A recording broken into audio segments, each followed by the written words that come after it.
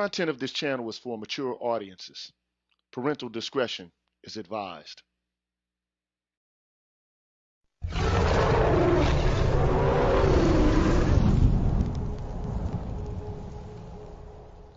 You're tuned in to the Green Gorilla channel.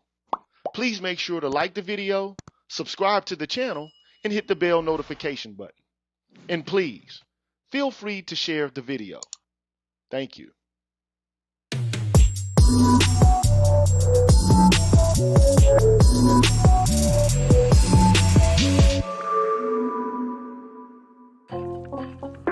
What's good, everybody?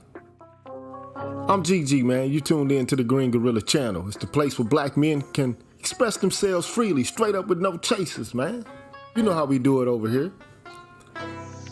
And before I get things started, the first thing I want to do is give a shout out to all the haters out there, man. I know y'all watching, observing from a distance, thinking of how y'all can get the government and the state involved in black male business. Haters, what's cracking with y'all? And if you haven't done so already, man, make sure you hit the like button, subscribe button, bell notification button, man, and stay abreast of what's cracking here on the Green Gorilla channel. And like I always do before I get started, I want to give a shout out to all the members of the Green Gorilla channel. But before I do that, I want to give some recognition to the men out there in the chat. Heru Aten Patah, the heroic sun god, man. What's happening with you, bro? Free Agent 97, man. I see you doing some door dashing tonight. Be careful out there, bro. Blue Collar, what's cracking with you? Electrician 480, Destro 0861, and Julius Ferguson. Big up to y'all, man. Straight up, big up.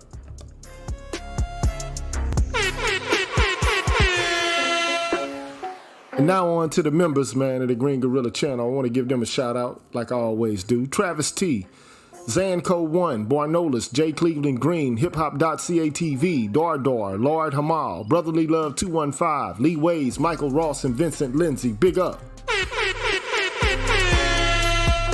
Big up to Michael Pierce, Beautiful Trauma, Quiz the Poet, Black Quizzard 80OS, Jazz Tech, Shadow Observer, Sugar T, Artisan MC, Big Said, Nasiana, and Kyle J. Sura. Big up.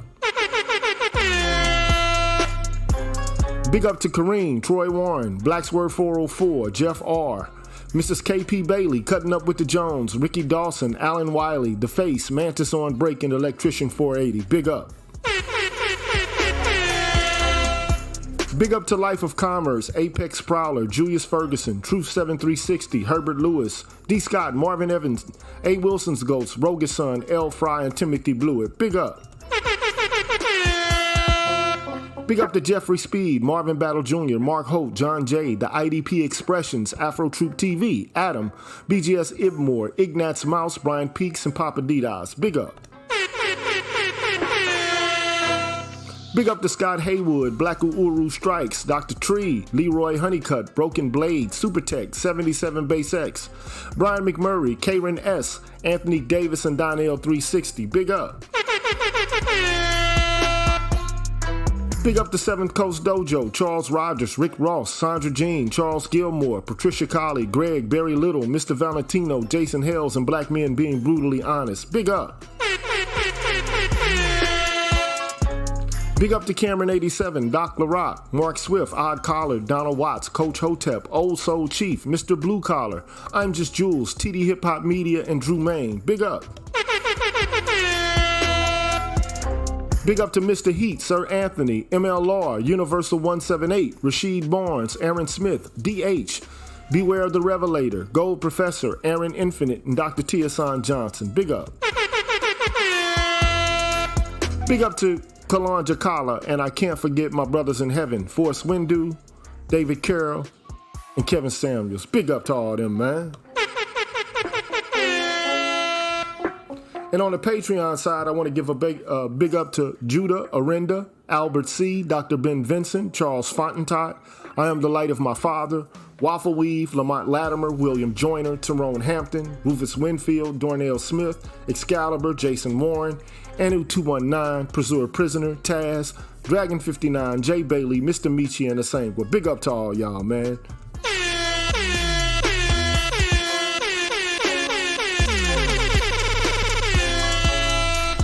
Big up to all y'all, man. Y'all deserve a round of applause. Thank you so much for supporting the Green Gorilla channel. You know, things go up and down around here. Sometimes I'm hot, sometimes I'm not. Sometimes I'm on, sometimes I'm off. But thank you for sticking in there and being a supporter over the long haul for the Green Gorilla channel. I appreciate that. And if you're wondering how you also, if you haven't already, become a member, how you can, well, here's how you do it, fam. What's good, everybody?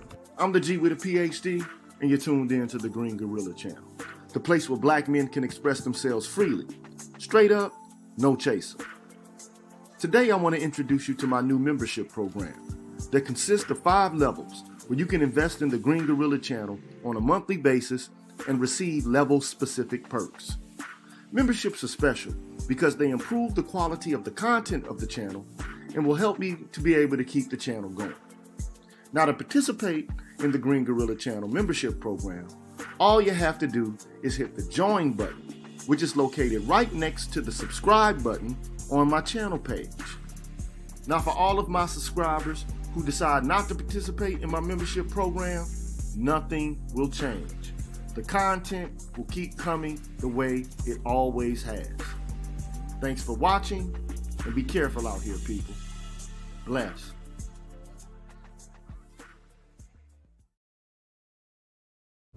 All right, y'all, we back, man. I'm GG, also known as the G with a PhD, and the G stands for gentleman, and you better not never forget it. And before I get things started and bring in Sand Dog, I want to give a shout out to some people who hit me up on the super chat. J.A. Booth says this is for the tip jar.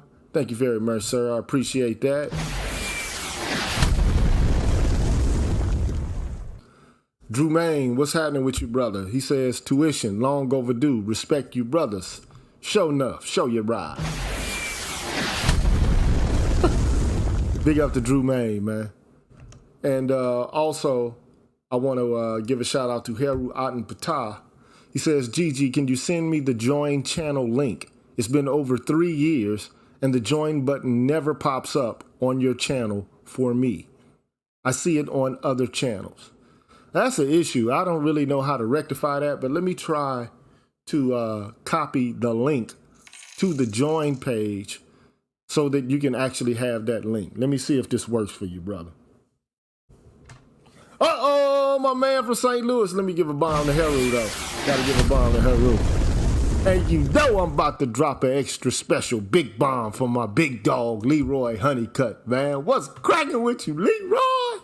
What's happening, bro? I'm gonna give my brother the mothership connection, man. You know, I rocks with Leroy, man.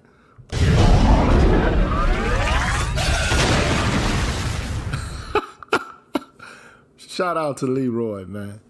So let me try to get this link thing going, man. I can't really understand that, man. I can't really understand why some people can see it, others cannot. But I am going to make an attempt at this very moment to find that link. Because I don't know if I'm going to be able to find it my dang on self, man. I don't know if I'm going to be able to find it myself, man. I see it. Let me see. It doesn't say. Let me see. Join. Join.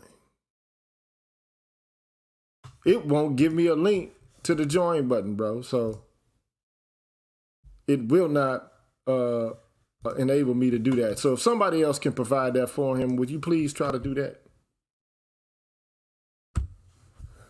Make sure if there are any of you who can gain access to that link, because what it does for me is it creates a small window within YouTube, and it doesn't actually make a reference to any link whatsoever. Now, if somebody else can find that for him, please provide that.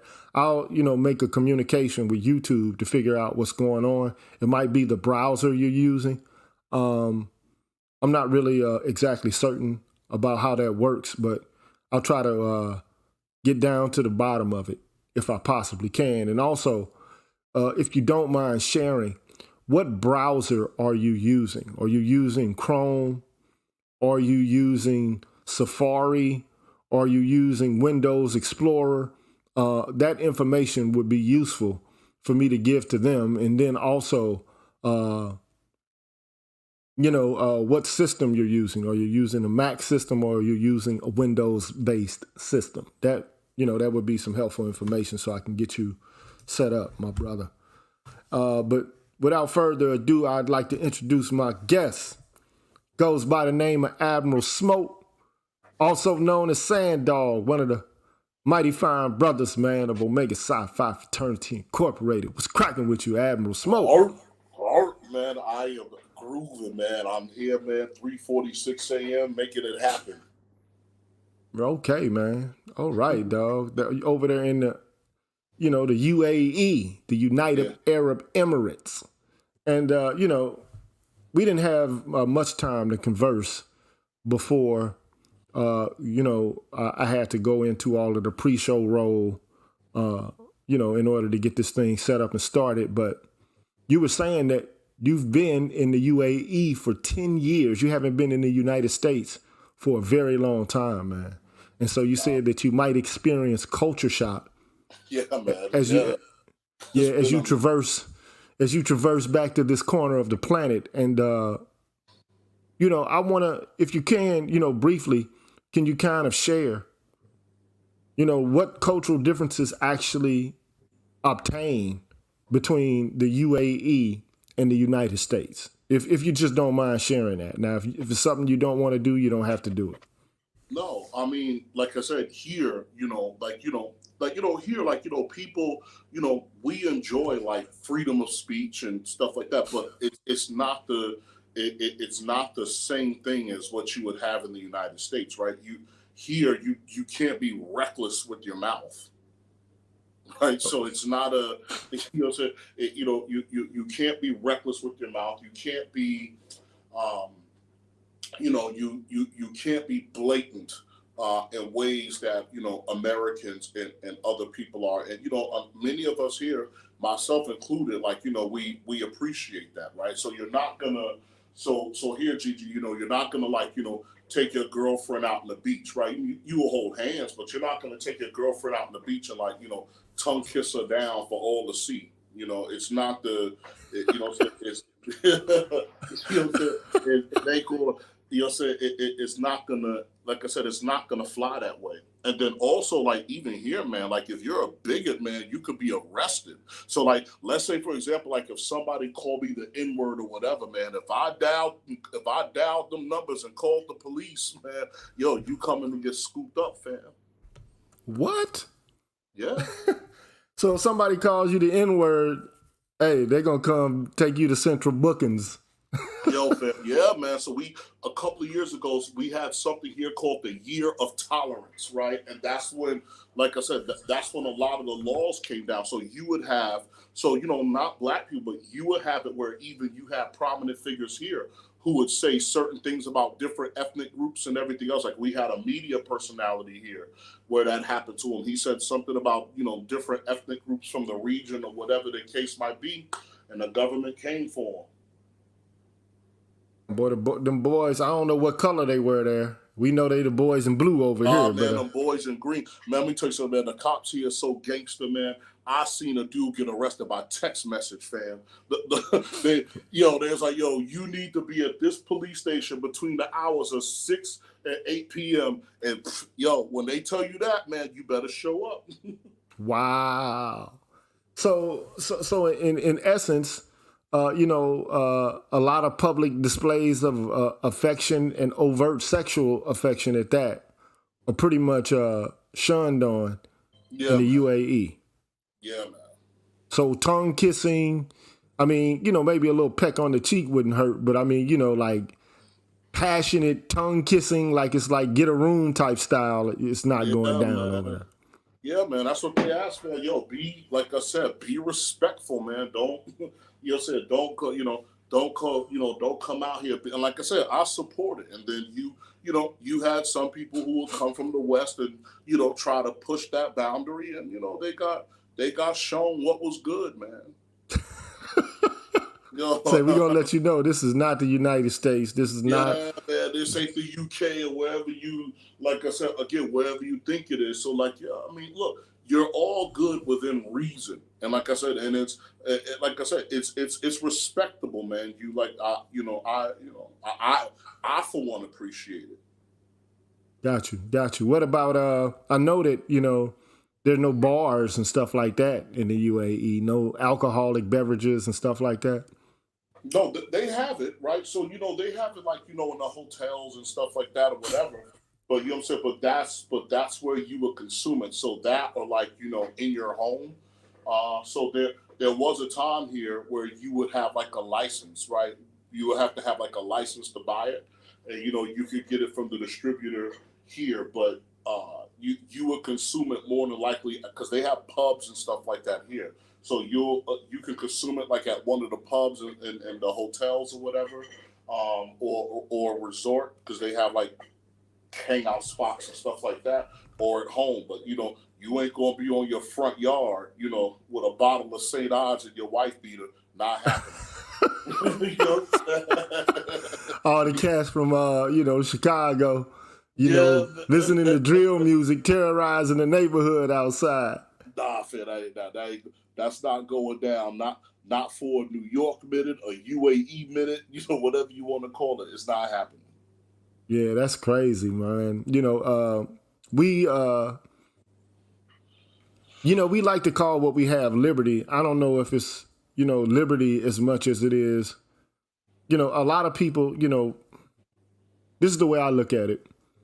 They overemphasize the goodness of negative liberty to such an extent that it becomes a detriment. You know what I'm saying? Yeah. I think that negative liberty is the pretext out of which you can attain other kinds of liberty. But I mean, to only think that just being able to do whatever it is you want to do, as long as, nobody else is able to, impinge upon what it is that you decide, right? I think it's empty, Now, I think a certain amount of negative liberty is necessary, again, for you to obtain other kinds of freedom, like the freedom of self-perfection and the freedom of self-determination, or the freedom of self-realization, but to, just put so much emphasis and to place so much power on just being able to do whatever it is you want to do. I mean, like a dog can do whatever it is he wants to do. But I mean, would you rather be a human being dissatisfied, or would you rather be a dog satisfied? And I ain't talking about cute dogs. I'm talking about like a real dog. You know what I'm saying? Like a pig. Let me use another animal. A pig. Pigs can do whatever they want to do, man. They can roll around in the mud. They can screw. They can consume as much as they possibly can in their environment. But, if they, but is the pig satisfied? Or even if he is, is he exhibiting the kind of self-control that a human being can? I think not. But anyway, shout out to Aaron Peters, man. I want to do some housekeeping for him, man. Thank you so much, sir. Appreciate that. Appreciate that. Well, shout out to decadence, Gigi, right? Because that's what many people will attribute it to. But today what we're going to do is resume a discourse that we were having 2 weeks ago, which is a narrative of the facts. So if you want to, you can kind of take the floor here, and I'm gonna pull back and recede. And when I think that there's some things that are necessary to be said as points of clarification, I'll do so. But to kind of tie what you're going to talk about today to where we left off from last time, if people, haven't had the opportunity to hear what you said before. Yeah. No, so again, just a quick recap of what me and Gigi are talking about before. So the whole purpose of this series and narratives, this is to This is to kind of course correct what a lot of people within our own community believe about African American men, especially specifically. The idea that, we don't build things, we never fought for anything, we're just lapdogs and we take it in the jaw. And that is nothing could be further from the truth concerning our experience in the United States.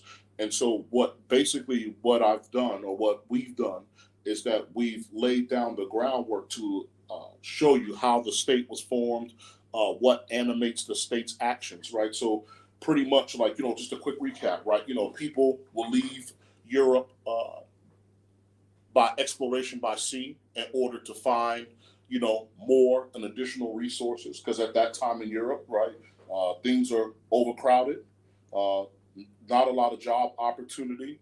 You have many societies that are imploding or on revolution is abound. And so in order to kind of like ease that tension, to find resources, they begin to go west, right? And then England specifically, with the Virginia Colony Company, comes to the United States, and they establish their first successful colony in Jamestown, Virginia. And so, and to be real brief, so now you're going to get to some of the things that animate the modern problems that we have in America. So this is for people who believe that, all of these problems are from yesteryear and they don't have an impact now. And basically, when you study history, especially as it pertains to African Americans, you could kind of see how a lot of American problems that started from the beginning, we've just been kicking the can down the road ever since, right? So now you're talking about the Virginia Colony Company, which eventually the crown comes back to take over, and they end up making it a colony. And so these things initially started off as government-sponsored corporations, right? And so one could argue that in the beginning, America was a corporatocracy, right? Which are branches of government controlled by corporate interests, right? And for the most part, what would make that true is that prior to becoming a colony, the colonists, for the most part, could self-govern, right? So they could act within the interests of the crown and simultaneously their own interests. And that a little bit bleeds into a plutocracy, where where a state or a society is kind of controlled by the wealthy.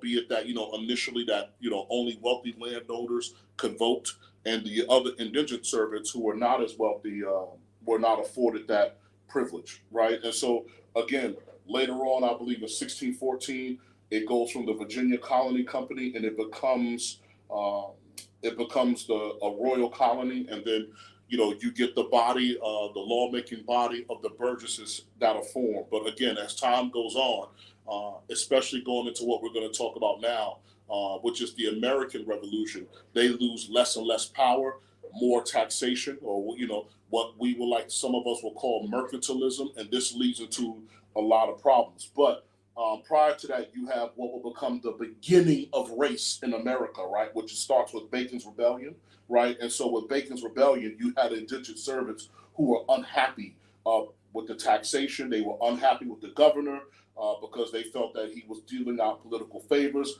friendly to Native Americans, and corrupt, right? So we're talking about specifically Berkeley. I yes, can't remember his first name. William yes. Berkeley. Yes. And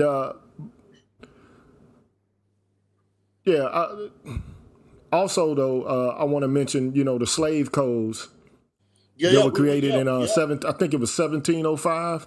We're and then also, but prior to that, I also want to make mention of a concept that you introduced to us the last show, which is called Partus Sequitur Ventrum, which was kind of like a buildup, which would culminate in the slave codes.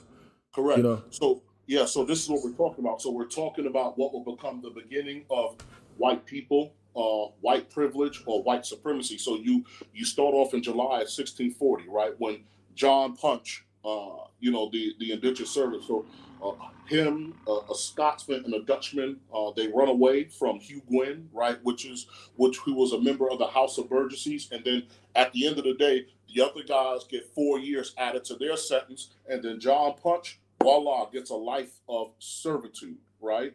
And so he ends up getting a life of servitude. And so one of the things that they used in the beginning was to kind of state that Africans weren't Christians because, Christians can't enslave Christians. So this was kind of a little bit of what they used early, right, in order to push this agenda.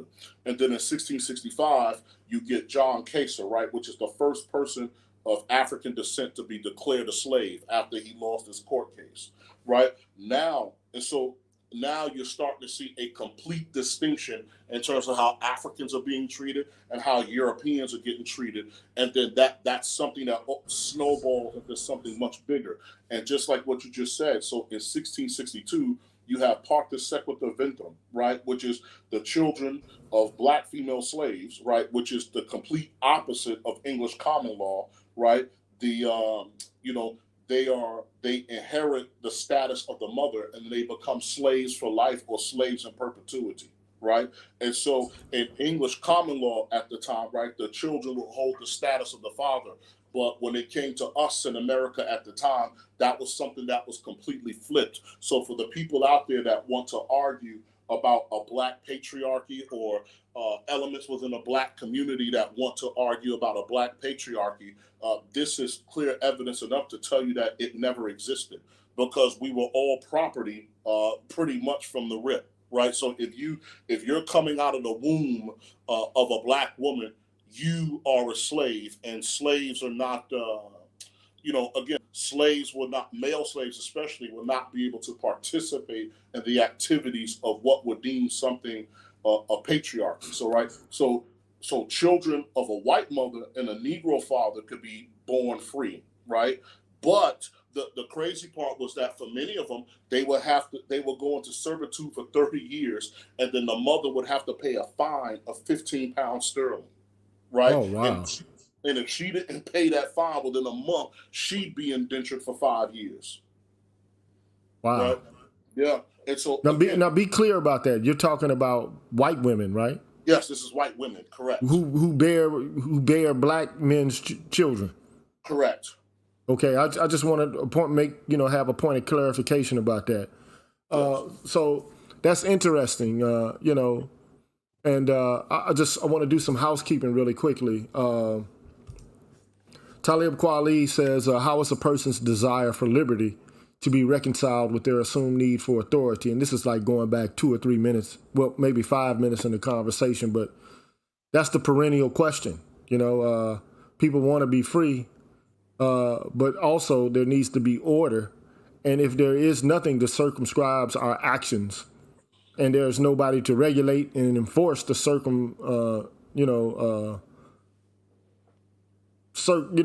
the circumscription of our actions, then it's a chaos. One could argue it's just a free for all. Then we're kind of thrown into chaos. But another thing, Sandal, going back to your comments about partus sequitur ventrum, it wasn't as if white men weren't having sex with female slaves. Right. And so, one could argue, according to regular common law, from England, that, the children belong to the father. So if a white man sires a child from a black woman, if all of this race and slave-based weirdness didn't exist, then those children would be the responsibility of those white men. Correct. And, that's this partus sequitur ventrum doctrine, this legal doctrine from Rome, basically circumvented white men from having any responsibility for the children that they had. And it created, by fiat, a new pool of labor. And you just got to think how unnatural it is, even, in the context of people from different cultures. Typically, if a man sires a child, he's going to be proud of what he sires. Yes. You get what I'm saying? And he's going to want to see to it that child that he sires is to some degree, because it carries his DNA, that to some degree, he cultivates and, kind of nurtures that seed. But here we see the case of a legal doctrine that prevents that and creates the social conditions in which white men basically create a legal partition against them and their own children to some degrees. Okay, but that wasn't the case in every colony or in every slave-based state in the Americas. Okay, it definitely wasn't the case in Brazil, in Portugal, and in places like that. Now, not to say that there wasn't any racial stratification and weird racial classifications and designations, but I mean, the United States, one can argue, man, this place here, it is the repository of white supremacy, man. Like it is the repository of apartheid-like conditions. Like there's no place like the United States. And how weird must it be for these men, to have created, a culture in which they lionize and extol the virtues of freedom and rights and, this whole notion of negative liberty, while at the same time, preventing an entire population of persons from being able to enjoy the same. So it's just, this country starts off, man, talking out the side of his neck and speaking with a forked tongue. But that's just my opinion. Constructive Consultant says, putting down something on this important broadcast. Thank you, Dr. GG and Sandog. Big up to him, man. Big up. Big up to you, sir. But if you can, my brother, please commence. Yeah. So again, back to what you said, right? So now you get into our favorite time of the year, right? Or year 1705, right? And I say that sorry with sarcasm.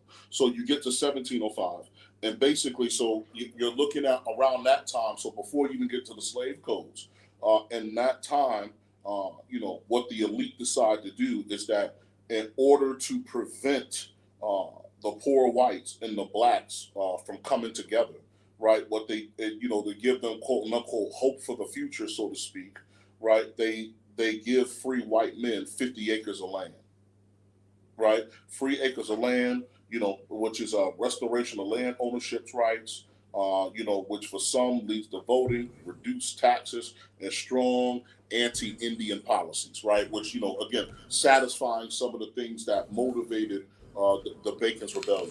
And so now now for many people, right? So now you're looking at the stratification of race, and then also what are the foundations or the beginnings of what people will call white privilege that they say that doesn't exist, right? And then once you get into the Virginia slave codes, where you start to get the clear stratification, right? So once you get to that, it's new property rights for slave owners, right? The slave trade is protected by the courts. They have their own separate courts to deal with it, right? Slaves can't be armed without permission. And so for those of you, you have to listen real carefully, right? Because look at how a lot of this legislation for black people will shape, because what people don't understand about how a state works is that the state's laws and institutions also shape the culture for the people that are on the ground, right? So when you hear stuff like, again, things like, slaves couldn't be armed, without permission, and then you get into how black people will be adverse to the Second Amendment, right? So for many African Americans, we'll look at it as, well, only bad people have guns, right?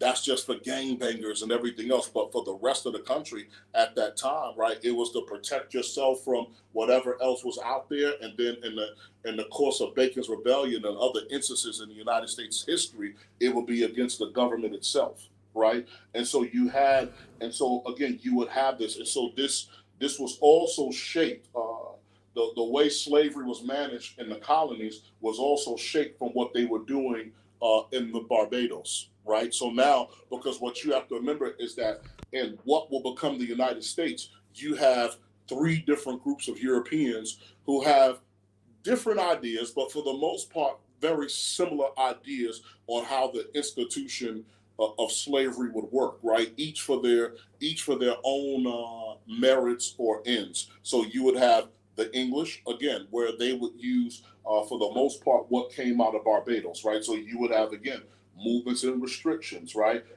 Marriage, limitations on marriage. So, a slave couldn't marry into, a slave couldn't marry, into couldn't marry like somebody from another plantation or even the owners of that plantation, right? So you couldn't marry your way out of your condition, so to speak, right? That's where you belong, right? Prohibitions on gathering. So again, you don't have the freedom of assembly, right?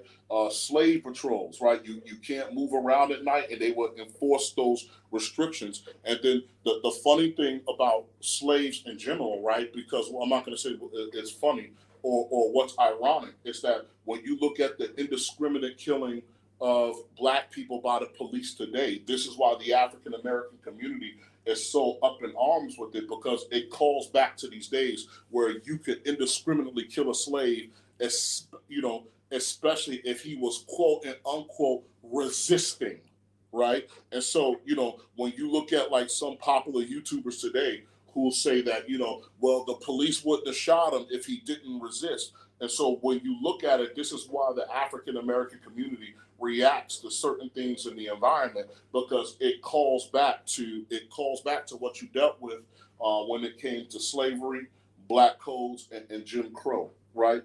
Again, trade and commerce, right? Restricted rights. Slaves couldn't, buy, sell, or produce goods, right? So at first, they were able to have their little side hustles, but again, as slavery became more and more profitable, all of that got shut down.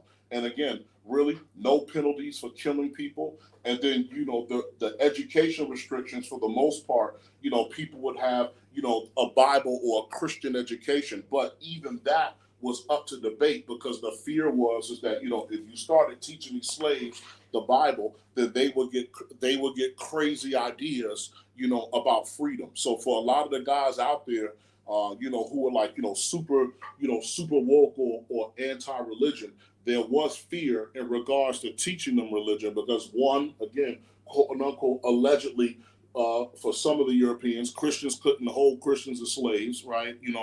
We see how well that was practiced, but then also simultaneously, the concern was, if the Africans were able to read and they read that, then it would give them different ideas about the condition that they were in, right? And so, let me stop you for a second, because what's interesting about that to me is, excuse me, a lot of people, they talk about how Christianity, as you said, was a way to keep black people under control and to worry about an afterlife as opposed to worrying about this life.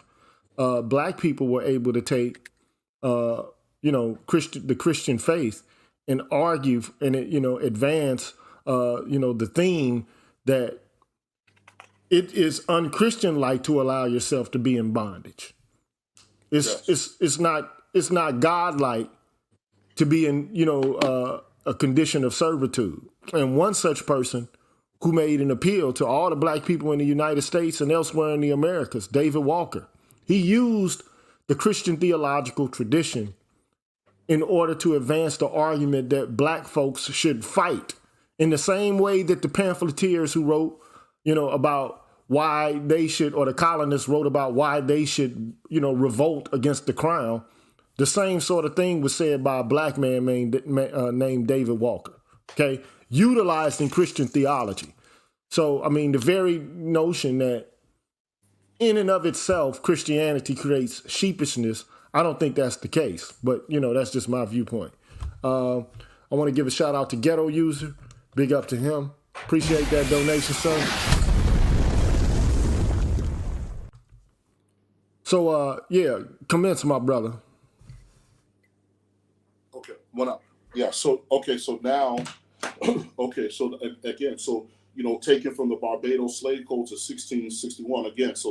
This is the beginnings of where black people are heathenistic, we're animal-like. So this is a lot of that propaganda that will start to come from that particular system of slavery, right? And so under that system, there was no standard for housing or work conditions, right? Food or how you should be treated.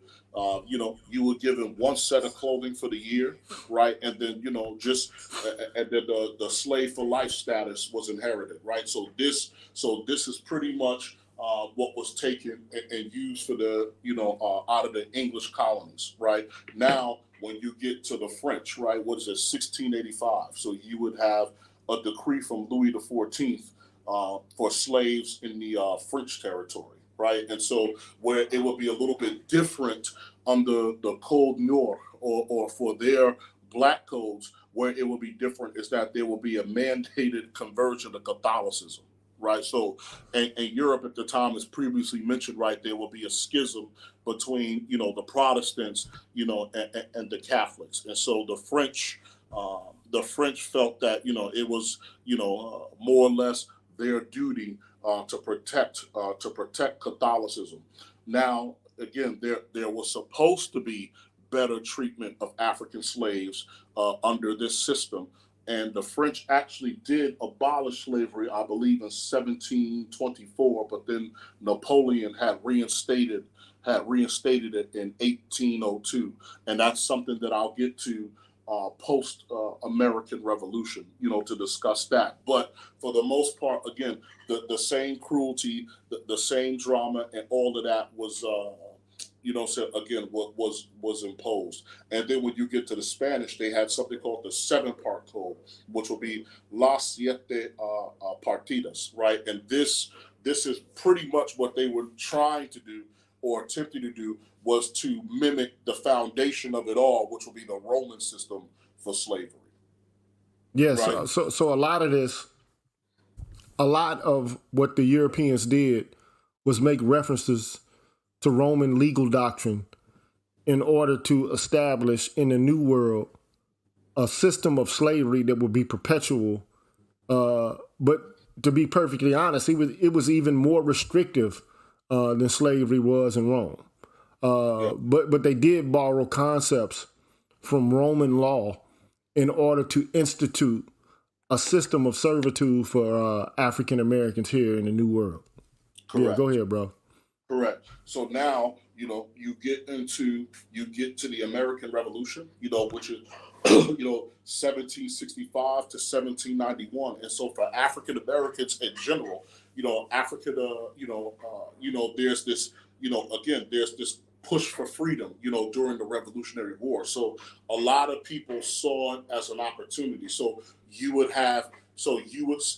begin to start having people who were in bondage or people who have been freed, they would end up suing for their freedom, right? So they would, they would go to courts and then, they would go to courts and, and argue, under English common law, right? Under English common law, their rights for freedom, right? And so again, and a lot of people, and it's so funny how key that term "parta sequitur ventrum" is, right? Because this was something that, or this concept would be something that people will continue to fight whenever they made their arguments, around slavery. And so even where you're from in St. Louis, right, which is the gateway to the West, right, you would have many files and suits that would be petitioned. And again, that's somewhat kind of like later down the road, but you would have suits that will be filed and petitioned to say, there's actually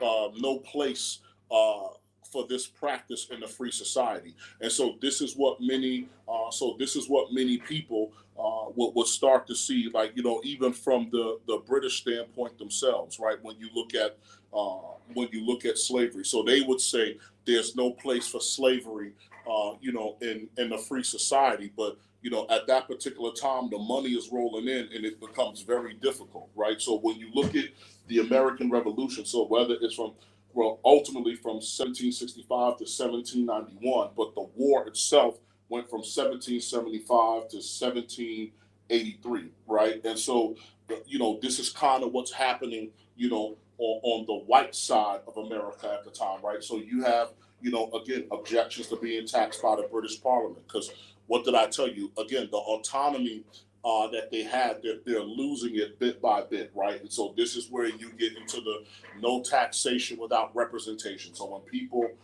so the British government began to tax pretty much American life in general, right? And that, that started to agitate, that started to agitate the colonists that were, in America, right? And so now, you're talking about forming states and everything else, and they're looking at, quote and unquote, what would be a more perfect union. And, they're discussing, putting together a federal government that could centralize power for the states. And, but, a lot of people were concerned that, with this new federal government, as Gigi so loves this term now, what will happen to their quote unquote unalienable rights, right?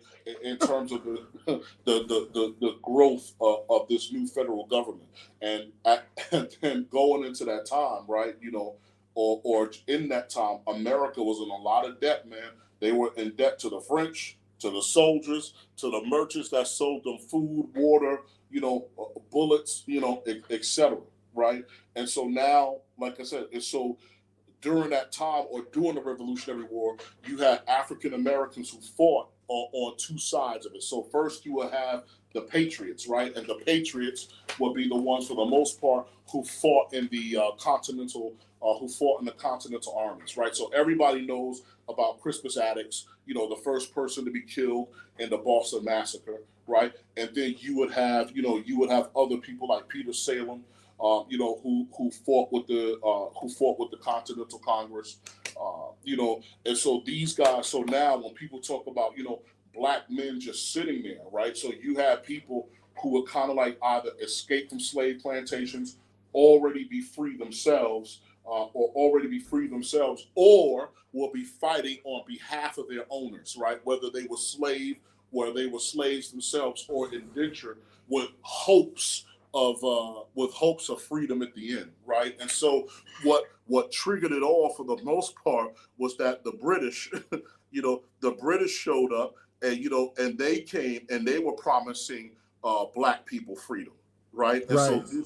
so now this becomes, like I said, this becomes a real problem, right? Because you'll get you'll get Lord Dunmore's proclamation, right? What's the first mass emancipation of slaves in America, right? And so, he comes out, right? And he comes out, promising slaves freedom. And, and the Patriots, who might have been on the fence about it, they were like, whoa, right? Now we have to have a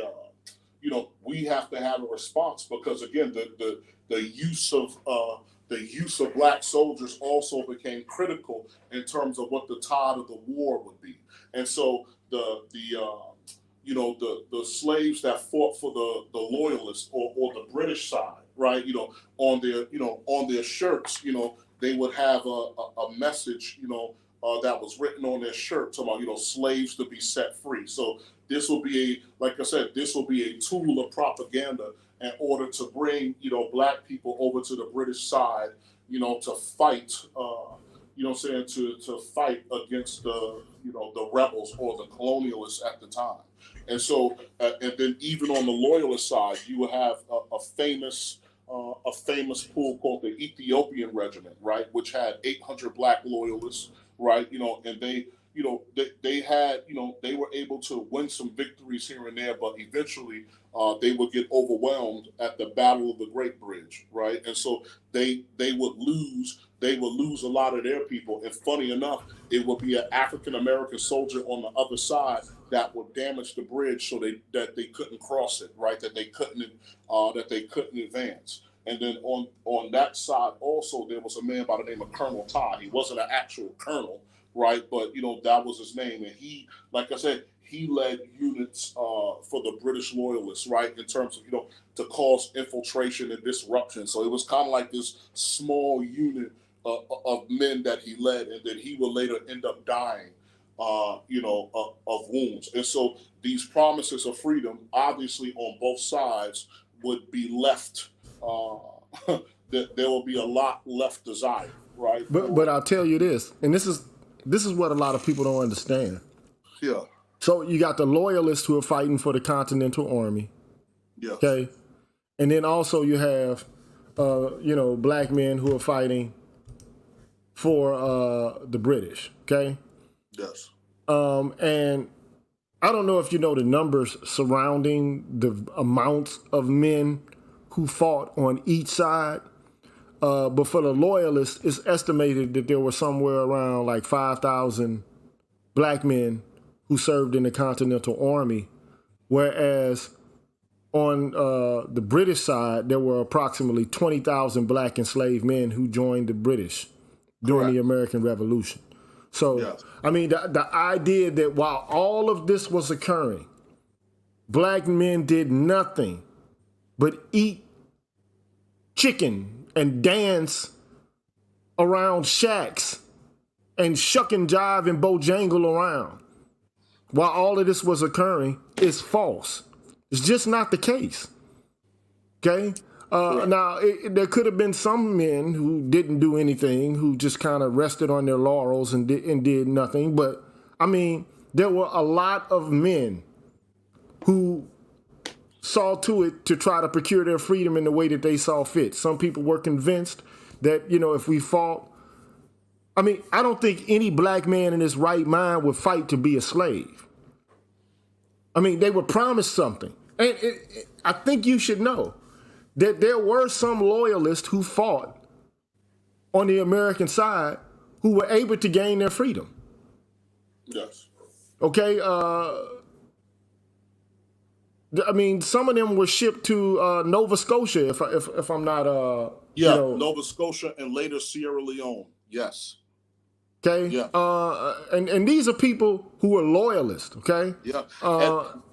But the sad part was, well, some of them, right? Some of them, if they were already slaves to a British national, right, will be returned to their masters, right? And so this is what ended up happening to quite a few of them, right? So again, it was a mixed bag of things, right? So some people were taken back to London as freedmen. Some of them were put into some, like you said, put in Nova Scotia and later Sierra Leone, and some of them were taken to the Caribbean colonies just to be made slaves there.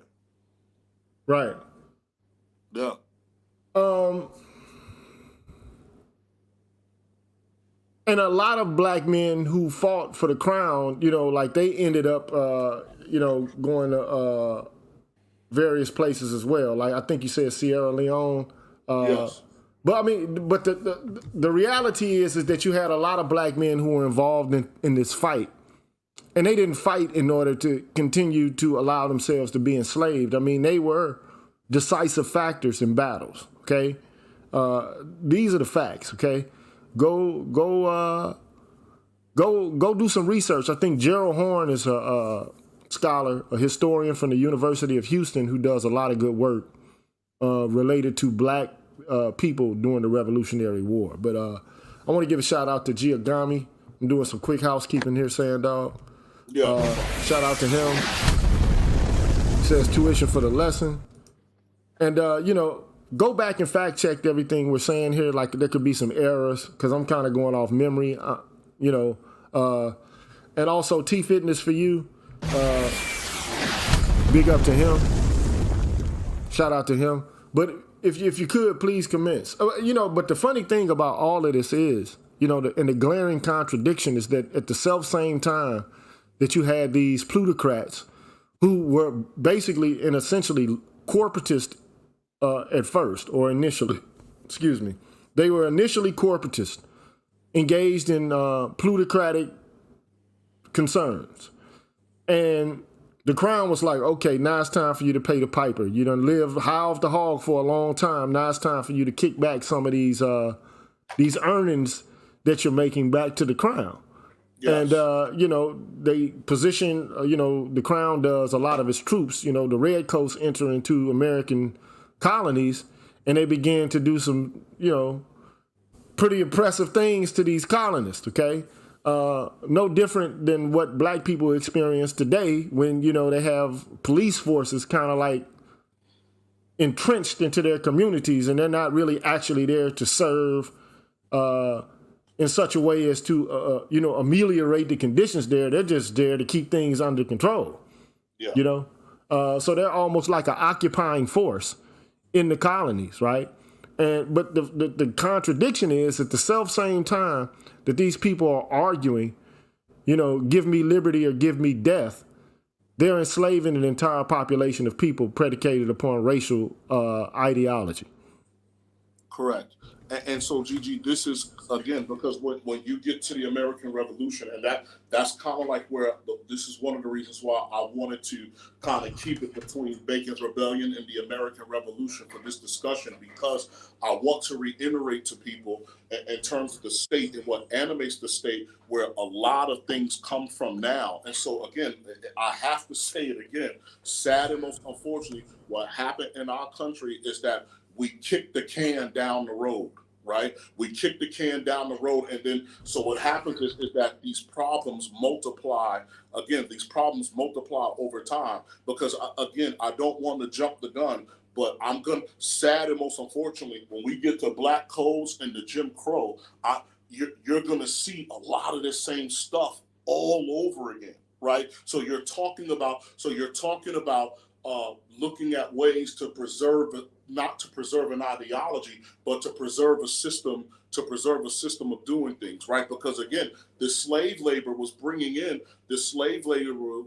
so much money. And Gigi, out in the hustle game in and of itself, there are people who are addicted to fast money. So if I was out hustling, right, and I'm killing it, and then you lock me up for 5 years, and then I get out, and you tell me I have to work at McDonald's, we're gonna have real problems, right? Bro, let me make a comment about that, right? Yeah. So the rate of return on, let's say, for example, I'm just using this as an analogy. It's something that I do know about. I'm not, promoting it. I'm not here to brag about it. But if you buy an ounce of crack, that's probably somewhere around the market value of $900. Okay. Now, if you break that crack rock up into pieces, the biggest chunks you can break the shit into is grams, because you got 28 grams in an ounce, and you sell it for $50. 50 times 28. What is that? Somewhere around $1,400. All right. So that's how much the average street dealer is making. They're making somewhere around $600 or, $500 to $600 on their investment. Okay. Off every $900. But if you keep doing it, I mean, getting 500 after 500 after 500, man, that's a lot of bread for somebody who, like the average middle-class Black family, makes somewhere between 46,000 and, maybe 70, 80,000 a year, just net, So imagine you get non-taxable income. You're making $2,000, $3,000 a week doing this. It might not sound like a lot. And then some guys are like really enterprising doing this, but the profits are astronomical. But for slavery, the profits were even more. Unfathomable. Like, again, when you look at cotton and sugarcane, what crack is pennies. Pennies, bro. Pennies. We talking about sometimes cats making 1,000 to 3,000 times their investment. Yeah. So So how do you say no to that bread? Like if they say money is the love of money is the root of all evil. That's what they say. But if you're making that much bread, hand over fist, a lot of people will overlook the moral problems related to what it is that they're doing. Okay? And all of this shit is based on money. Like the slave trade it has nothing to do with, we just want to control people for the sake of controlling people. All of this is an excuse to be able to rake in money hand over fist. That's what this is all about. It's about money. It's about material gain. And the problem is that we still don't see that a lot of people in this country, they don't want to let go of their gain still. That's the issue I have. And so now we got all of these politics surrounding identity But at the root of all of it to begin with is the material conditions of greed. And we still have not addressed that problem. We haven't redressed it. And we still are not even redressing it. We're not even moving or gesturing in the direction of remedying this issue. And that's the problem I have. You know, it's like, okay, we got all kinds of politics right now, and none of us really actually dealing with the issue at hand. So we still kicking the can down the road. But a lot of liberals and white progressives get to pat themselves on the back for having the right attitude, or not, you know, having or harboring negative sentiments towards individual black people. But still, the institutions that emerged out of these practices, they still, you know, in one incarnation of the other, they still exist. But I don't want to jump the gun either. Because, I mean, if you look at like Harvard, Yale, Brown, all of these institutions were based on slave labor, man. All these educational institutions. So all the Ivy Leagues are connected to slavery. Correct. Wall Street is connected to slavery. Okay? You know, various corporations and robber barons are connected to slavery. Old money, not new money, but old money. I ain't saying it ain't no new money out here, but a lot of the wealth in the United States and in Europe in general, it was basically something that came about through the practice of slavery. And to have black people now arguing with each other over bullshit, we arguing over pennies. Yeah.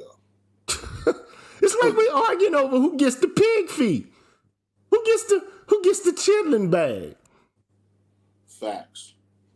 So why are we arguing over the chitlin bag?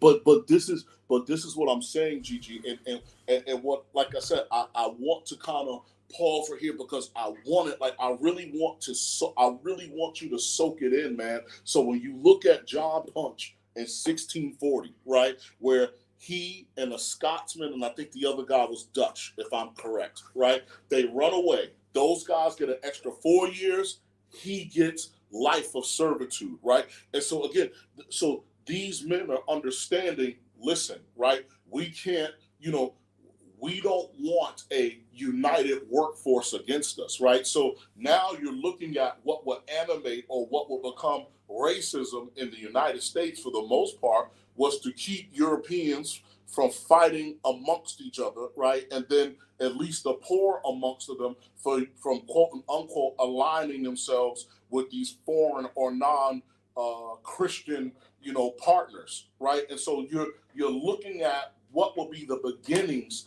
of distinction of race, because now remember, and as like I said, I don't want to jump the gun because and the stuff that I prepared for you, I have a timeline of who's white and when.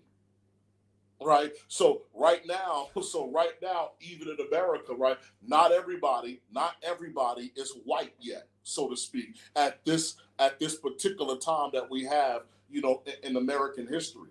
And so you're looking at, and so what a lot of people have to realize is that you have to look at the foundation of what animated the action of the state. So even for me, you all know that Sandog is a Republican, and I know I'm jumping the gun, and I hope that DC is out there. So like, even for me, right, when you talk about like when the Republican Party say, well, we're the party that was against slavery or freed the slaves, or we wanted to stamp out racism, that was the radical side of the Republican Party, right? Those guys were called the radical Republicans. And how did Sandor come into that? Because again, shout out to Bed-Stuy, Brooklyn, and DeKalb Avenue, because I went to PS 81, which is called Thaddeus Stevens Elementary School, and Thaddeus Stevens will be one of these radical Republicans. So now you're looking at what shapes the state, and so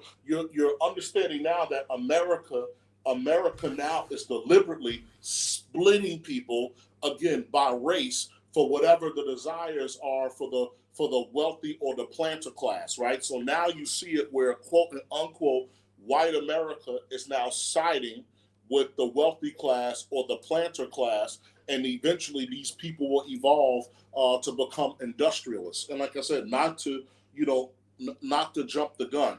And then now when you get to 1662, a partus sequitur ventrum, again, and I have to say it again, there was never a black patriarchy. So for African American women, right, who are speaking against the patriarchy or the evils or the ills of black men, which you and I will logically say, we can't sit here and say that didn't exist. Of course it existed. But when you talk about patriarchy, you are talking about a system, right? So if both you and your so-called partner are both property, where's the patriarchy? Man, look. I just want to interject right here.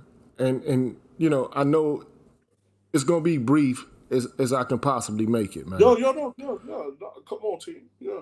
I'm just foreshadowing here, man. Like, by the time you get to the Civil Rights Act, yeah. okay, and black people had basically went out to the streets and, basically subjected themselves to abuse, being sick by dogs, getting hosed down by racist police officers, having, terrorist groups like the Klan show up, good old boys, spitting on them, white girls and boys spitting on black girls and boys, grown women and grown men who are white spitting on kids and shit like that. You get to the point when you get to the Civil Rights Act, now all of a sudden you introduce white women and sex into the equation. And then now there's something called the patriarchy, which prevents women from being able to be free. And now that's what we rolling with. It's like, can you say a wild goose chase, a red herring? Like all of a sudden now it's all about women's rights. And black folks who are in the know, who have some understanding about these issues are like, wait a minute. How in the fuck did we get on this page? It's like we've taken a turn down the wrong street. Now, I ain't saying that, women, should be restricted from the same kind of political rights as anybody else. That's not the issue here. But the real issue is, how could a group of women who own property, who were part of the slave-based project, who were part of the slavery and segregation-based project, all of a sudden argue that they're the biggest victims in this country, man? How, man? And then now you got black women talking about, yeah, that's right, we can't let black men get ahead, or, we need to be ahead first, because if we're ahead, if we're not ahead, then the black men are going to basically dominate us. Huh? Like, where's this shit coming from? And so you got black men left scratching their heads, saying to themselves, what the fuck are y'all talking about? And white liberals love this shit because it's their way of acting as if they're progressive, but then they have to actually ignore the processes, the structures, and the systems that keep us racially stratified. So, there's no strange secret that the biggest beneficiaries of the civil rights legislation were white women. And now you got a whole population of black women who, for the most part, are riding the wave established by white women for economic gain, man. And it ain't really all that much economic gain at that. It's like pig feet, chitlins and shit. And in order to do it, you have to posit that the very same forms of abuse that black women suffer from, which black men also suffer from, are the very things by which to continue the marginalization and the increased or enhanced police surveillance of black men. So I'm flabbergasted by how, I won't say stupid, but how naive we are as a group of people as it pertains to history and structures of power. And what we do, I'm going to tell you what black people do, man. They sell a product to white people, man. White liberals. You see this shit all over the internet. You got, like, if you're a gay black woman, you create content and then, like, you know, you sell your product to, like, liberal white folks so they don't have to feel guilty anymore. They don't have to really actually do shit. All they got to do is like your video or something and kick you down some cash. Same shit with Black Lives Matter. Yeah. But bro, go back to what you was talking about, man. I'm like, but again, no, but I mean, but to your very point, right? So again, like, you know, and me and DC had this conversation at a point. So even when you look at the black men who are split between your well, let's say, for example, you're talking about like white liberals, because remember, I discussed this in previous when we talked about the different forms of power, right? There's hard power, right? Again, which we all know, bullets, lynching.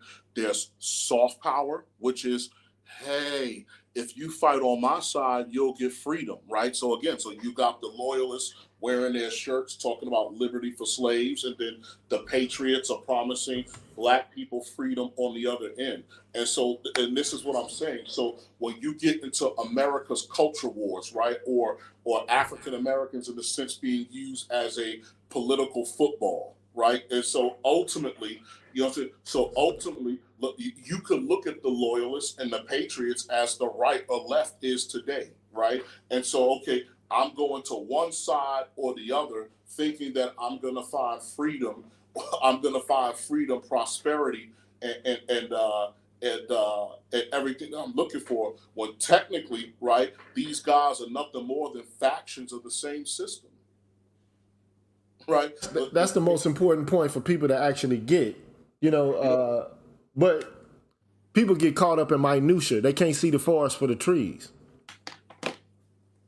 You know what I'm saying? So again, like that, well, when me, you, and Nameless had that stream, right? When we talked about utilitarianism. So for African Americans, when you're approaching, so for example, and not to stay away, but again, when you're approaching American politics, right, you will have to see it from the eyes of okay, like I said, this Republican thing, okay, I like those three things off the menu. Right. Okay. That Democrat thing, I like these three things. I like these three things off the menu. Right. And then, okay, on the low, I may not be able to get an independent or a Green Party guy, you know, in the upper echelons of power, but he could be useful in my municipality. Right. And then, you know, I'm going to use them, you know, and I'm going to use that here or there. And so basically, when you look at the British government, the French government, all these powers that be, for them and their dealings with us were, again, utilitarian, right? Okay, how can we use this group of people to advance whatever means or ends that we have? And so again, so that's what I'm trying to say, how a lot of this shapes American culture where we are now, where us being used as a political football. So when you look at least for me, and you can correct me if I'm wrong, just to bring it up to today's speed. So when Dave Chappelle had his controversial stand-up, right? What I saw a lot of African Americans from the LGBTQ come out and claim to be offended by his comments, right? I didn't see, from what I could see, because again, I'm not in the States, but from what I could see on the internet, and I found it really weird that their counterparts from the other side weren't, quote unquote, coming out, you know, being offended by Dave Chappelle's comments, but it seemed to be a lot of black representation from the LGBTQ community that was sent after Dave Chappelle, right? And so, like I said, we, you know, for a lot of people were saying that, you know, okay, you know, you're talking out of your neck, all this stuff is the past. It couldn't be, like I said, it couldn't be further from the truth. And so you're looking at, so like I said, so even now when you're looking at the control of your homes, right? So it even remove feminism. So what does partus sequitur ventrum prevent you from, right? It also prevents you from engaging in what you will call in basic economics the factors of production, right? Which are land, labor, capital, entrepreneurship, and the older models, family used to be at the center of it. So the family will provide you with land, labor, capital, entrepreneurship. So pretty much based on this thing passed in 1662, if you're African American, you didn't have it from the rip, right? So, so at the end of the day, what wealth? What culture of wealth building can you build? Yeah, you can't build anything. The whole system is designed to prevent you from being able to even get your bearings straight. To not even Right. know, like in philosophy, there's a concept called epistemic injustice. I know. Yes, I'm with you. I know it. Okay, it's like, of course, again, epistemology is the study of how we know things. Okay, an oppressive force can engage in soft power. I think that's how you would nominate this, how you would Yes. term this. They can engage in a propaganda campaign such that you won't even be in a knowledge-based position to know what's in your best interest. You just pick and choose whatever it is that they tell you to pick and choose based upon propaganda and sloganeering. Okay? And of course, early on, when you talk about slavery and the average slave's capacity to learn, to read and write. Now, you had a lot of free blacks who learned how to read and write. And I mean, there's basic common sense. But at the end of the day, if you don't have access to basic education and the same kind of philosophical and political concepts that white people had access to, how are you going to begin to know that the condition that you're in is a depraved condition? It's an unnatural condition. Even still, though, they resisted, okay? Not to say that not every person who was a slave just laid down and accepted the condition. There was always a resistance, and resistance isn't always overt, and it doesn't always entail physical violence. That's another thing that has to be stated. Correct. But I just want to make this quick point, Gigi. So even with African Americans and money, and this is something that people would have to learn again, because I'm blowing the dust off of it, and so you'll see me. I'll blow the dust off because my degree is in finance, right? And so my degree is in finance, economics, and obviously my military science is incorporated into my education. But my finance degree lays heavily to corporate evaluation and merger and acquisition, right? So, as you know, every form of study is a philosophy unto itself, right? And so for the most, like I said, so for the most part, my education is completely based on conquest, right? So for me, what I believe what I do is that I speak, like I said, I speak in the language of conquest, because in the future, I would like to join you for another discussion about the different forms of morality, right? So like how somebody like me sees the Bible versus how somebody with the slave morality will see the Bible, right? So these are all, so these are different things, but coming back to what we were talking about, all of this stuff, man, the what I wanted to bring up with us and money is that what people don't really understand, because I've seen poor people all around the globe, and the first thing that a poor person buys when they get money is not food, water. The first thing they buy is self-esteem.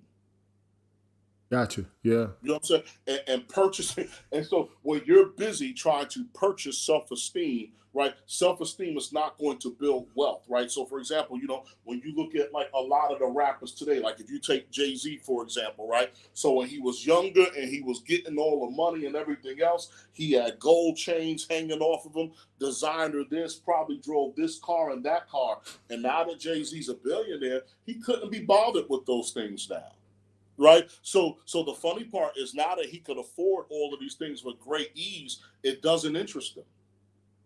That's called the law of depreciating returns. Yeah. So now, but that's what I'm trying to say. So in order to become a billionaire, he had to have a different relationship with money at some point, as opposed to, like I said, as opposed to someone who would just be so the whole concept of black people, for the most part, being consumers only and everything else, all of this stuff is by design, because again, when you get into the slave codes, as I read, you weren't allowed to engage in commerce or business, right? And so you're talking about how laws and state institutions and state institutions, shape a people and culture. So none of this is by accident. And you're going, and like I said, and I know you and I are trying not to jump the gun, but you're going to see a lot of the same stuff repeat itself through the course of American history. Because when you get the black codes and Jim Crow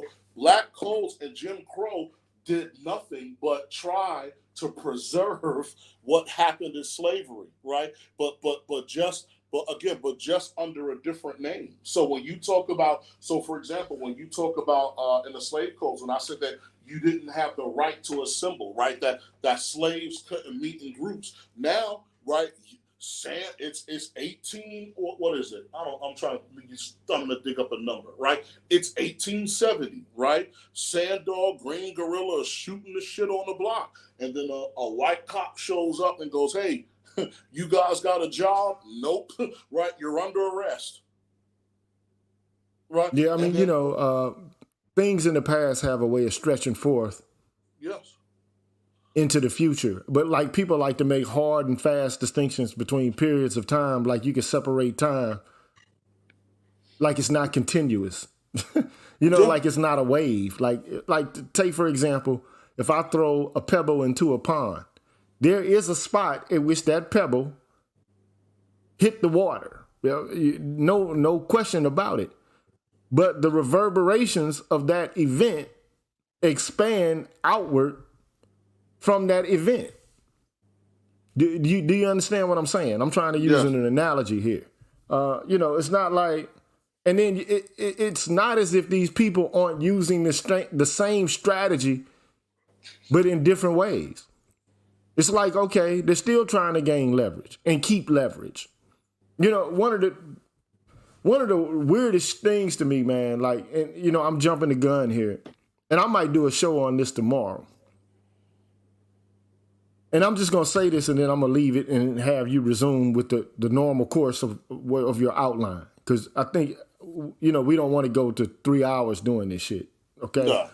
Okay, so you sit and you think, like, how did women become part of the Civil Rights Act? Because we know that, like, the Civil Rights Act initially had nothing to do with women. It had nothing to do with religion. It had nothing to do with ethnic origin or different groups of people. It had to do with the situation related to slavery and segregation. That's what it had to do with. By the time we get to where we are now, it's a woman thing. Civil rights is more of a woman thing than it is a race thing. And if it is a race thing, it's a race thing in a particular and in a unique kind of way. But here's the issue, man. Why did they introduce women into the equation? I'm going to give you, tomorrow, I'm going to give you the whole facts on it. I'm going to let you know. It was one representative, okay, who introduced women into the Civil Rights Act. His name is Howard Smith, Representative Howard Smith from Virginia. He's the one that did this shit. And you should hear the reason for which he did it. I will not disclose it, but I'll talk about it tomorrow. But go ahead, bro.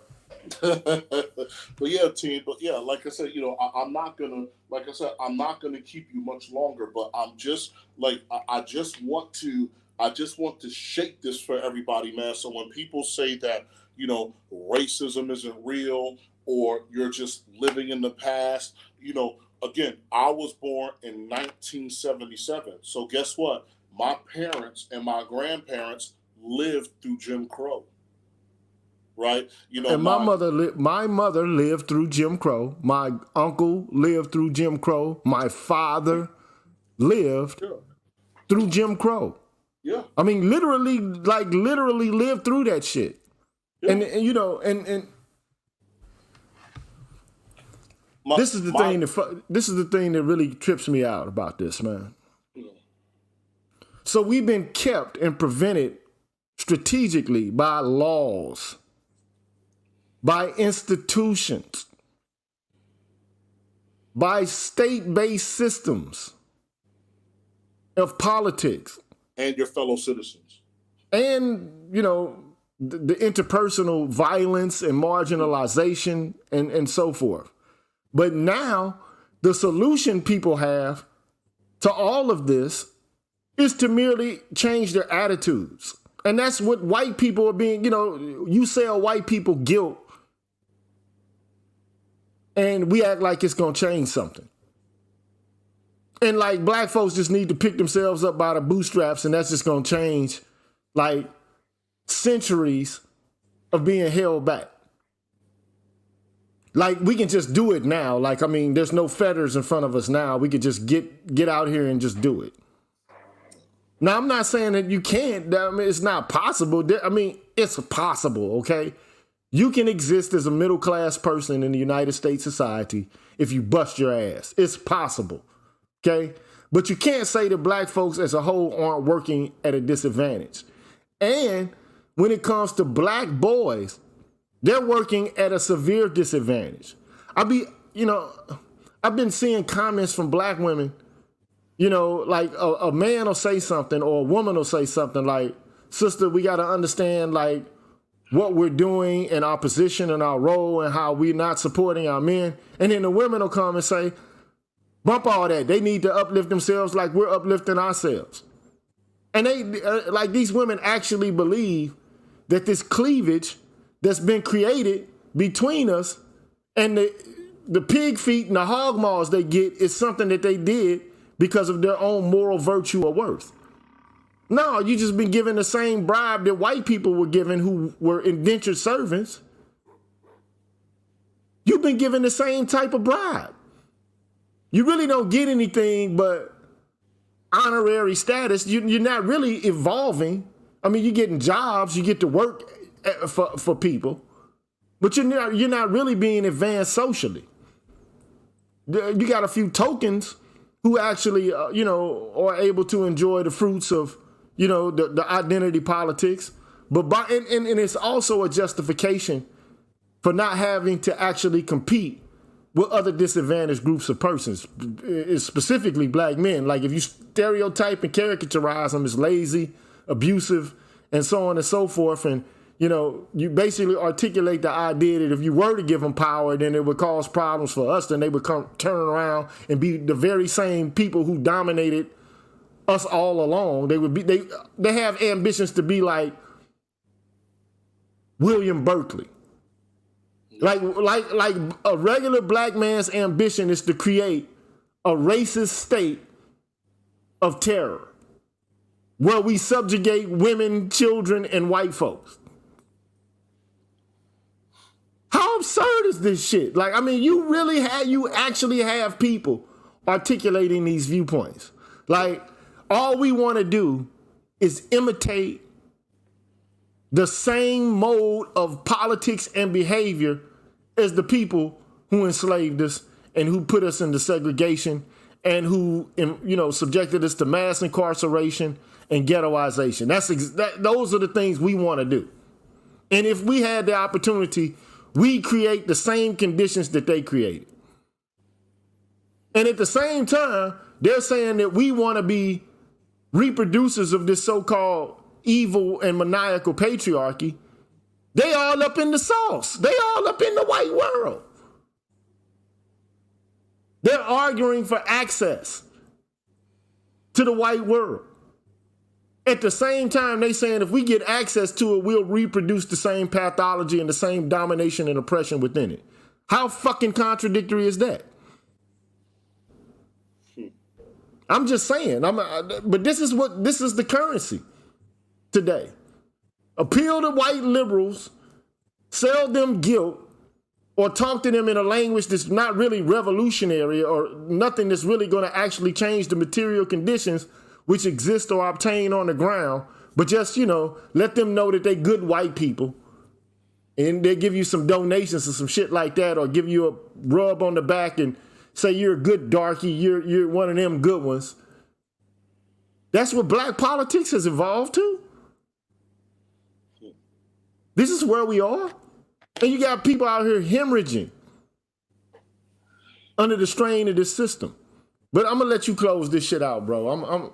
No, no, I'm but that's what I'm saying. Again, I think, but that's what I'm again because you're seeing what we're talking about in the discussion is that you could see it all from the beginning. So even at this time during the American Revolutionary War, right, even for women, right, things are changing. So now, again, under this new liberal America, right, marriage is no longer a thing of duty, but I could fall in love, I could be swept.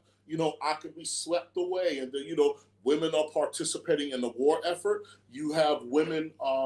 You have women that are some of them at this point are inheriting property and also engaging in business without the permission or whatever was required, from their husbands, right? And so this is also the beginning of women in America, which, like I said, which again, I'll report in the next, and not in the next, but in one of the future volumes of this discussion. And so this is now the beginning of their mobility, and then them desiring more power and being dissatisfied where they are.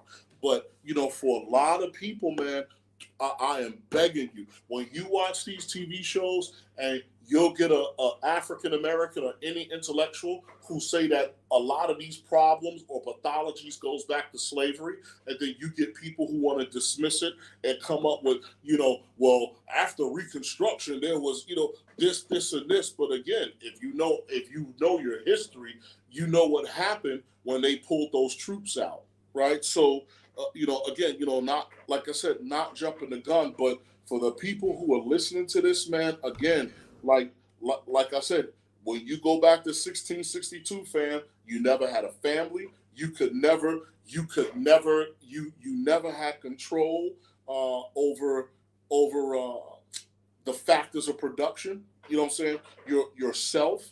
Again, you learn that white men have always had access to black women without penalty, but in reverse, like I said, in reverse, this isn't true. Again, you learn the formation of how certain police departments will function in the United States, right? And how, again, the deaths of black men or black people in general, without penalty. And so, again, the fact that guy did what he did to George Floyd or other places is because there's a culture or there's a history of these dudes not being touched for this kind of stuff. Of course. And then, yeah. And going back that to the, that Somali cop went to jail with the quickness. Oh yeah. Yeah. And to go back to the woman thing,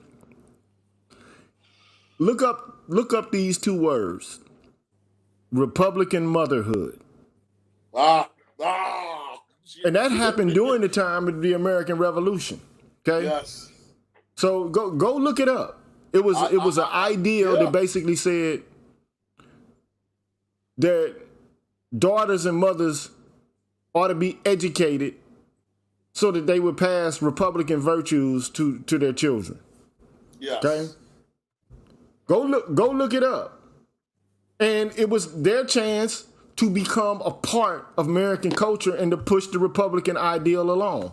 And we all know that it was racist, but to act as if they were like these silent, passive participants in the American project, it's a lie.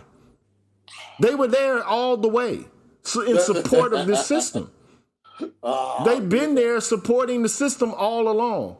But then, I'm going to talk about this tomorrow, but only, into more recent terms, okay? Because right around the time when you get the Civil Rights Act and this guy, Howard Smith, when he puts women into the Civil Rights Act, he only does it for one reason.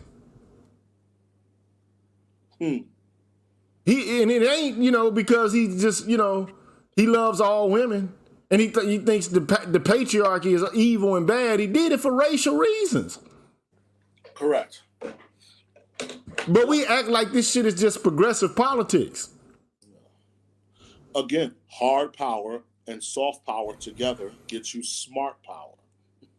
Man, they got the smartest power of all. Then and this goes back to my understanding of epistemic justice. Okay, like there's a white woman I think from the UK, who wrote a book called Epistemic Injustice, okay? Miranda Fricker is her name. It's a good book. And one of the things she talks about is hermeneutic injustice, okay? Hermeneutic injustice. And hermeneutics generally is like the study of interpreting things. Like, you know, because Hermes, if you know, is a Greek god. And he stands between the gods and humanity. So he's able to interpret the decree from the gods to humans, and he's able to take the seemingly incomprehensible utterances of human beings and make them decipherable to the gods. So he's the, you know, like a pathway god. But Hermes is that sort of deity, and hermeneutics is supposed to be, you know, analogous to that, meaning it's the science of interpreting words or signs, okay? Semiotics of some kind. But I mean, ultimately, it's about meaning and interpreting reality, politically and socially, Yes. amongst other things. But how do you know how to interpret your reality without looking at it as a whole? Without seeing it from a panoramic perspective. Now you can look at one chunk. This is what, you know, and I don't want to bring him up too much, but like, this is why Tommy Curry is important, because he's like, okay, look, we can't be intellectually lazy. You know, when we start throwing terms around and we start throwing ideology around, we have to look at the whole scope and range of history and the systems and the structures and the institutions that exist and obtain in American culture and society. We can't just isolate one period from another and use the terms that are used today to apply them retroactively to history. You know what I mean? Like, even during the Reconstruction era, you know, this idea that black men were turning into black male patriarchs and that they were brutal to their wives and their children. Where's the evidence of this? There is no evidence of it. But what you see is a propaganda campaign to slander these men, right? Who were entering into political offices just because they were free. This is what any normal group of people would do if they're free. And then to further argue that during this time frame, and we're talking about the time frame in which Booker T. Washington and others like him existed, okay? These people were pro-woman. They weren't like, okay, we're going to keep women on the back burner. They can't be involved in any of the processes that we're in. They can't be involved in industry and education. Black men have never been doing that. But the sad story is that by and large, in white culture, neither were white women. And Republican motherhood proves it. These women were buying and selling slaves. They owned property and they were voting. They had political power, bruh. These are just the facts. We sit here and we pretend, we look at certain slices of time and certain little nuances of history and we use it in a blanketed way in order to try to prove, okay, well, you know, we're oppressed as well, or we're more oppressed. I'm just saying, damn, these people have the game. We need to learn a new science of interpretation. We need a new hermeneutics. Because our interpretive powers are like close to zero. What did Bill Burr say, right? Generals should study. But I mean, you know, but you ain't a general, but you close to one. You understand? Yeah. I mean, like, the whole point is you are general, put it that way. Because you can decipher the tactics that these people are actually using in the corporate world as well as the military world. Yeah. And that's the issue. Like, we are lost, man. I hate to say this, like, black folks, man, are fucking lost in the sauce, man. Like a chicken nugget. Like a chicken wing in a bowl full of motherfucking hot wing sauce. We lost. Yeah, man. We don't know how to interpret our reality. And, you know, you got a whole bunch of virtue signalers and grandstanders out there who are riding the wave of the nouveau politics. Well, that's because, but that, again, right, you know, unfortunately, like I said, you know, how this all shaped out. So you're looking at we are a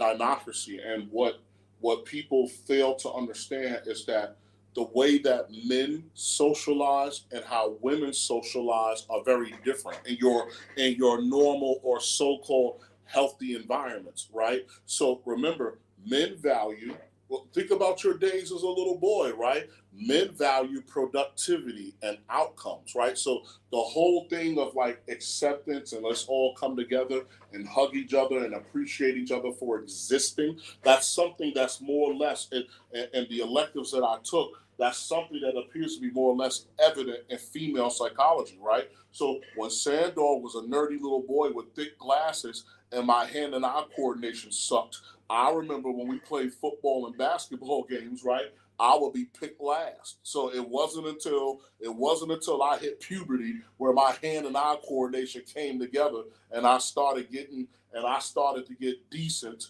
right, to good, right? So again, you have to look at how in normal circumstances how men and women will determine life. And so for men, again, winning is tangible outcomes. What's in my hand? So again, Gigi, if we could turn back the hands of time and make each other both 8 years old at the same time, you're not gonna choose me for hugs and giggles and making me feel among.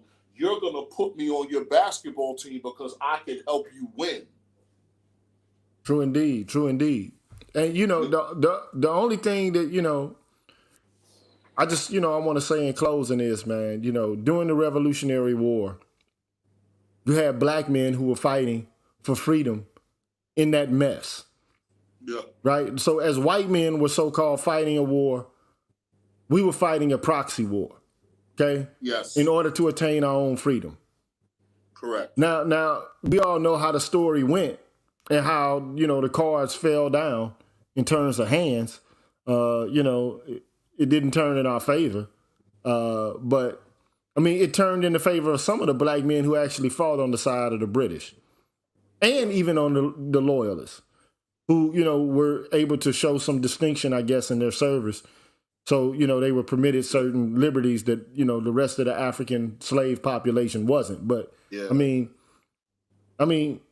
But at the end of the day, to argue that, the black men just sat along and were like passive during the whole circle of events that took place, is just, it's ignorant for one, and it doesn't spell out the truth of what actually happened and what people's hopes and dreams were and what they did in order to go about trying to attain their hopes and their dreams. Correct. It's just a lie. It's a lie. Correct. It just goes back to what you're saying. The knowledge base, right? The knowledge base that we were working with was just poor in terms of the decisions that we made. So again, when you look at if you're going to side with the patriots or the loyalists, again, it will be very similar to a lot of arguments that you see in the sphere when people will argue red versus blue.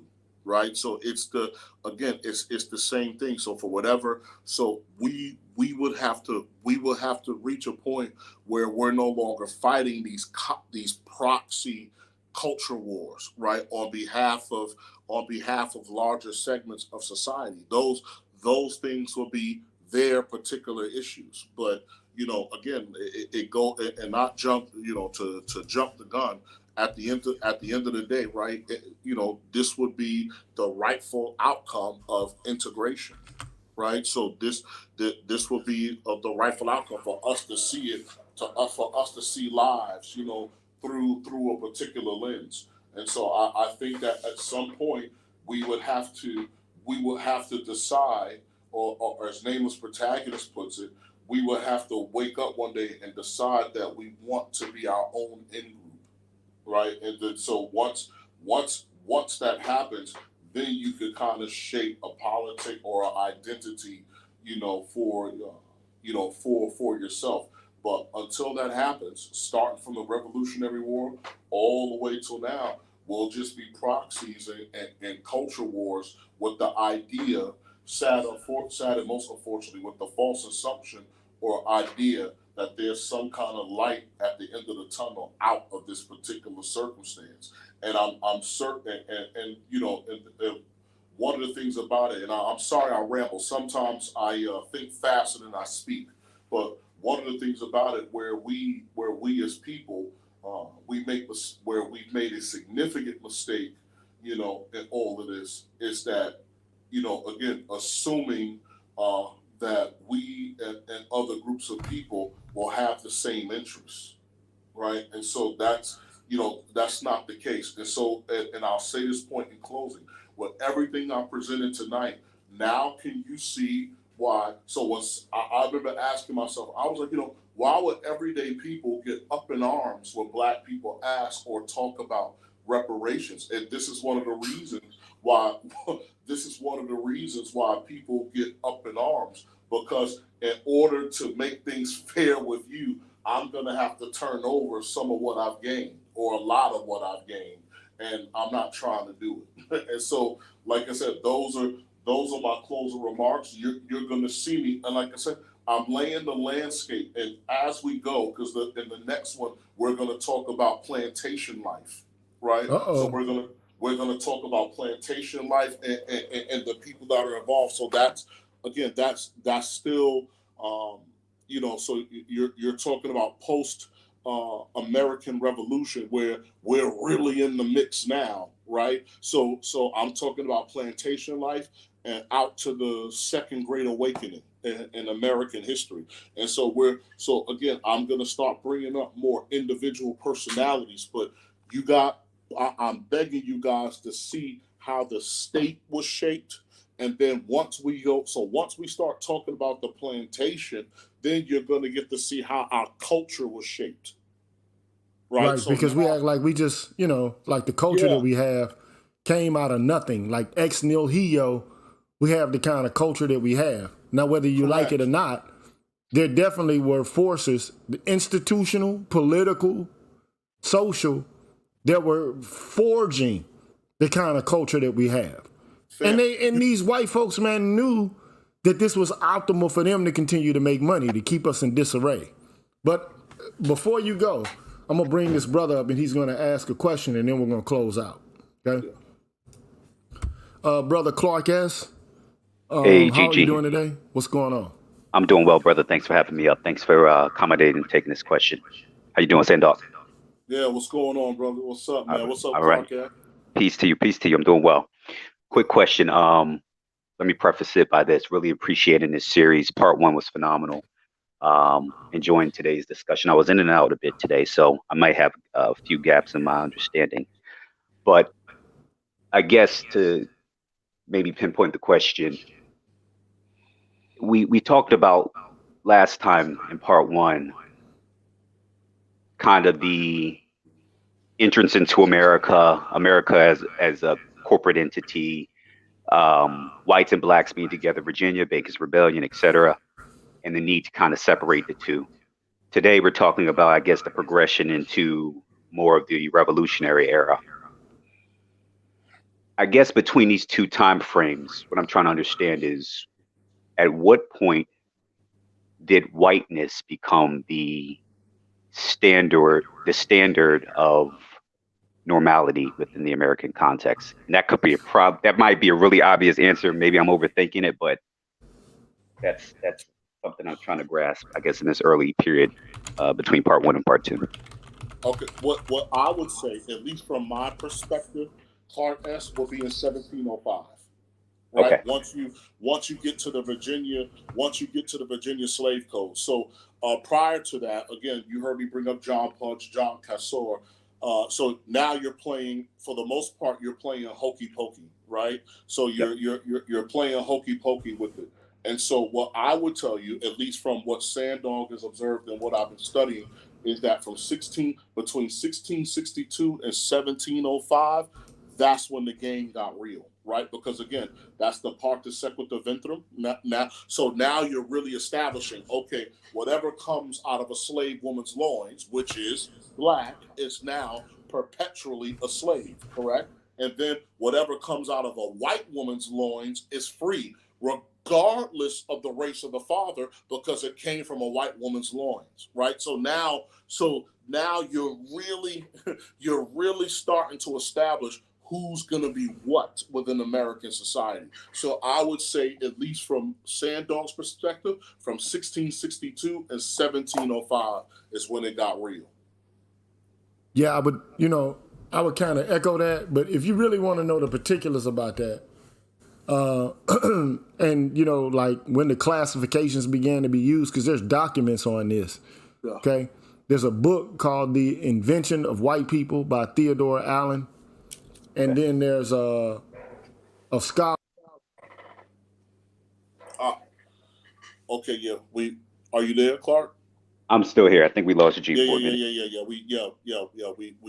lost Gigi. So now he's while he's on, like I said, while he's on his way back. Yeah. So this, at least from my perspective, this is where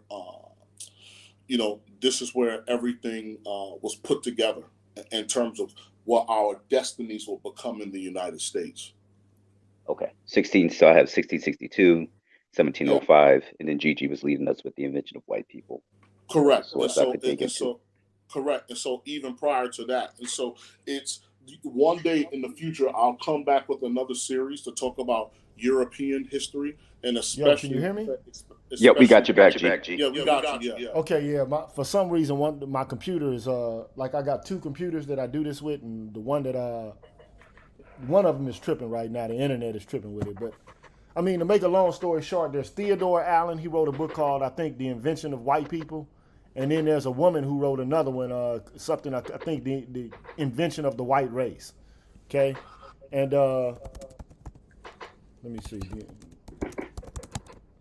I'm going to get the names for this for you. And then you could look at, So Theodore Allen wrote The Invention of the White Race.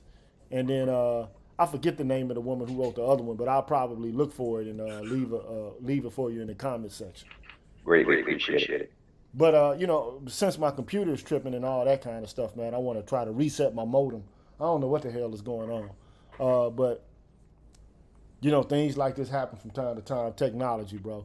But at any rate, I want to thank both of y'all for coming up and talking. But in particular, I really want to thank Sandog for even doing this.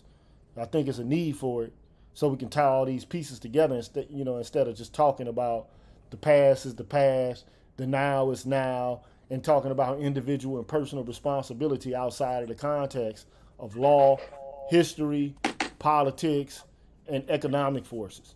It's quixotic to talk about these things without looking at the whole picture. So there you go, man. But anyway, appreciate y'all being here, man. Peace. Thank you. I'll see you soon.